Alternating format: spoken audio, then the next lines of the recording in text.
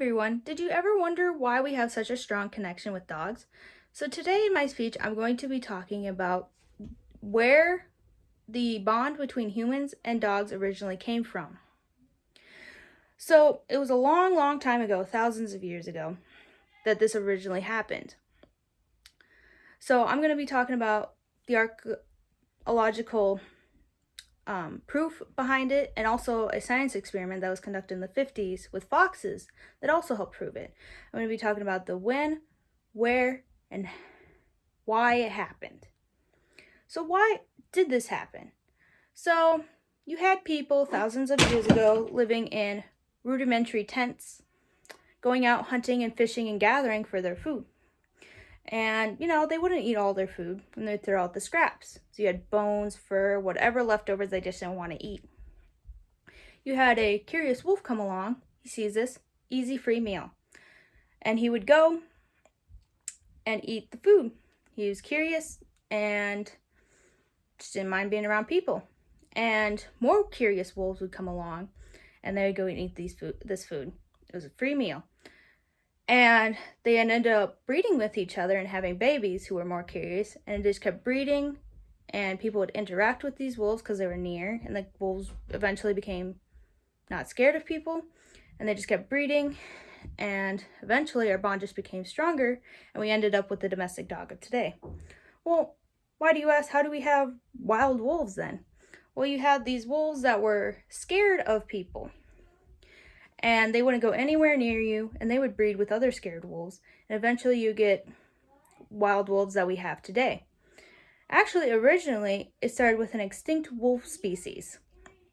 So you have the wolves that we have today, and then the domestic dog. So technically, dogs did not come from the species of wolves that we have today, but an extinct breed.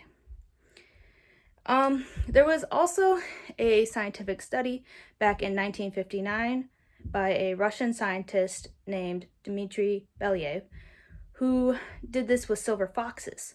So what he did is he would breed the more curious, more friendly towards people silver foxes with other more curious, friendly silver foxes.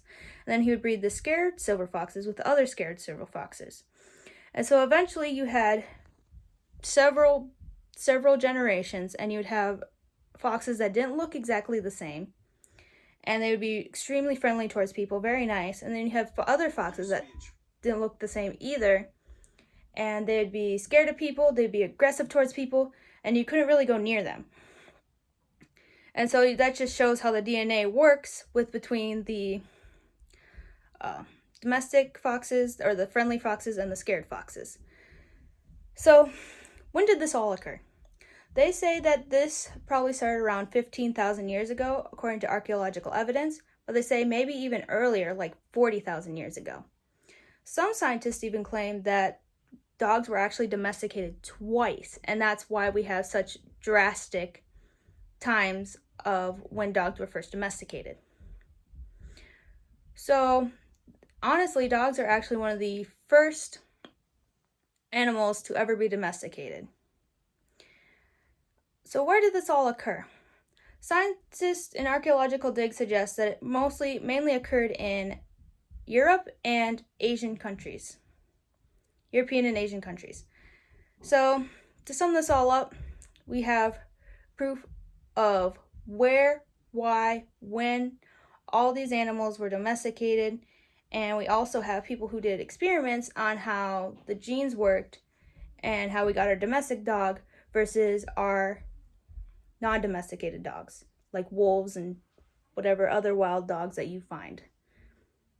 My sources for this were National Geographic, Time Magazine, Smithsonian Magazine, and ScienceAlert.com. Thank you.